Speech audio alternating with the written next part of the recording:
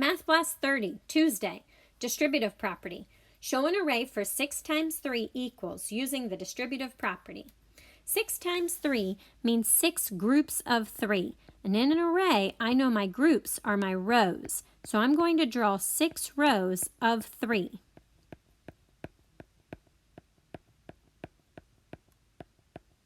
So here's an array that represents 6 times 3. Now using the distributive property, I can break that larger array into 2 smaller arrays. I'm going to break it right here in the middle. And the line that I just drew there to break my array, I'm going to show 2 smaller facts. So above the line, I see I have 3 groups of 3 rows of 3, for a total of 9 x's. And below my break mark, I see that I also have 3 groups of 3, or 3 rows of 3, for a total of 9. And now when I put those two together, my 9 plus my 9 on the top and 9 on the bottom x's, I have a total of 18 x's. So 6 times 3 is equal to 18. Two-step word problems. Natalie asked for 5 chicken nuggets. Mikey asked for 8 chicken nuggets. When they were done eating lunch, only 3 chicken nuggets were left. How many chicken nuggets did Natalie and Mikey eat for lunch?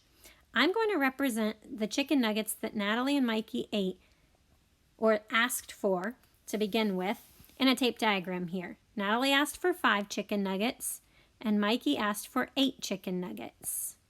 So together, if I combine those numbers, I can figure out the total number of chicken nuggets that we started with, that Natalie and Mikey asked for. So I know that 5 plus 8 is 13. Now, if we started with the 13 chicken nuggets and there were 3 chicken nuggets left, I want to know how many chicken nuggets were eaten. So this is a subtraction problem. We're finding the difference. 13 is what we started with and 3 is what we have left. So 10 chicken nuggets is what were eaten. Multiplying multiples of 10. 7 times 80. I can think of this as 7 times 8 tens. And 7 times 8 is 56. And my units are tens. 56 tens is written as 560. 56 ending in the tens with a 0 in my ones place. 4 times 30 can be thought of as 4 times 3 tens. 4 times 3 is 12 and the units will be tens. So I want 12 to end in my tens place, which means I need a 0 in the ones. 4 times 30 is 120. Equivalent fractions. Shade the visual fraction model to find an equivalent fraction. So in the first model, I see that 1 out of the 2 total parts in the whole is shaded, representing 1/2. In the second model, I'm going to shade the parts that are of equal space, equal area here. And so now I can see that I have 2 shaded parts out of 4 parts in the whole. And so 2/4 is equal to 1/2. Comparing fractions. Compare the fractions using greater than, less than, or equal. Justify using the fraction models. 1/3 compared to 1/6. For this comparison, we're dealing with unit fractions. A unit fraction is a fraction that has 1 in the numerator. It's dealing with the smallest part of the unit. So I have thirds in my first fraction. So I'm going to break, and I want to make that a little better. I want to break my whole into 3 equal parts. And I'm going to shade in one of those. In my second fraction here, 1/6, I want to break my whole into 6 equal parts. And I'm going to shade in one of those. And I can see that 1/3 is greater than 1/6 because when I have my whole, which is of equal size, if I am to break it into 3 parts, the pieces are going to be bigger than if I have to break that same whole into 6 parts. So again, 1/3 is greater than 1/6. In the second part here, I have 2/4 compared to 3/4. So here, our units are the same. We're talking about fourths in both cases. So I'm going to break my whole into 4 equal parts. I want to shade in 2 of those 4 parts to represent 2/4. I want to shade in 3 of those parts to represent 3/4. And I can see that 2/4 is less than 3/4. Again, we have the same size units, so we're now comparing the number of those units we have. And 2 of our 4 units is less than 3 of our 4 units. On the back side, appropriate metric units. Circle the most appropriate unit. A medicine dropper is likely to hold 5 milliliters or 5 liters. Well, a drop of liquid would be like a milliliter. So a medicine dropper would be more likely to hold 5 milliliters. A liter is more like a pop bottle. That would be a whole lot of medicine. A paper clip is most likely to weigh 1 gram or 1 kilogram. Well, the visual I have for a gram is a paper clip, while a kilogram is more like a textbook. So a paper clip is most likely to weigh 1 gram. Picture graphs.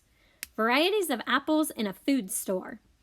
How many fewer McIntosh apples are there than red apples and Golden Delicious? Well, I'm going to look at my McIntosh. I see there are 2 apple symbols there, but I have to be very careful and not say that 2 McIntosh apples were sold, because at the bottom of my picture graph, I see the symbol that an apple equals 10 apples. So each picture of the apple equals 10 apples, which means that a half an apple would be half of that, or 5 apples. So McIntosh had 20 apples sold. Red Delicious had 30 apples sold, and Golden Delicious had 25 apples sold. So now I can answer the question, how many fewer McIntosh apples were sold than Red Delicious and Golden Delicious? So Red Delicious and Golden Delicious together would have been 55 apples. And if I want to say how many fewer were McIntosh than those 55, I'm going to subtract 20 from that 55. And so 35 fewer McIntosh. I can say 35 fewer McIntosh apples were sold. We'll leave it there. Whoops. Area of rectilinear figures. Find the area of the figure. Labeled measurements are in inches. I should say inches. So if I want to find the area of the figure, 8 and 6 are the side measurements, the length and width of my rectangle that's on the top here. And so I could say, I could make 8 columns and 6 rows and count all those little squares in there, because I know area is the square units that cover the two-dimensional shape. But at this point, we know that 8 times 6 is going to give us the same thing, or 6 times 8. It's going to give us the same thing as counting all the squares inside of the figure there.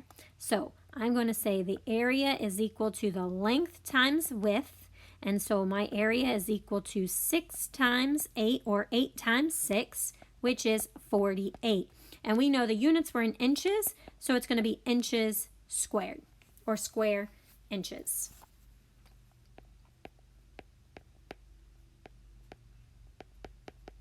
We can write that either way. For the bottom rectangle, I have 2 and 10 as my side measurements, 2 inches times 10 inches. Again, for this rectangle, it's going to be length times width. I'm going to have 2 inches times 10 inches, and so the area is going to be 20 inches squared, or square inches. I'll write it both ways so we can get used to seeing that. And so now I need to find the area of the entire figure. So if this is 48 square inches, and this is 20 square inches, then I want to put those together. And I'll just do that over to the side here. 48 plus 20. Our units in both cases are square inches. And so the whole figure has an area of 68 square inches. And then we have some unit form here on the bottom. I have 3,652, and I want to represent that using just units of thousands and ones. So I will go to my thousands. I have 3,000s, and all the rest will be ones, 652 ones. If I want it only to be ones, I'm going to just make that out of all ones. Then I'd go all the way to my ones place, 3,652 ones. And then lastly here, I have hundreds, tens, and ones as the units that I'm able to use to build that number.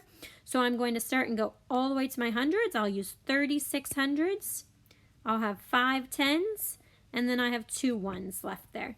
36 hundreds, 5 tens, and 2 ones is just one more way to build that number, 3,652.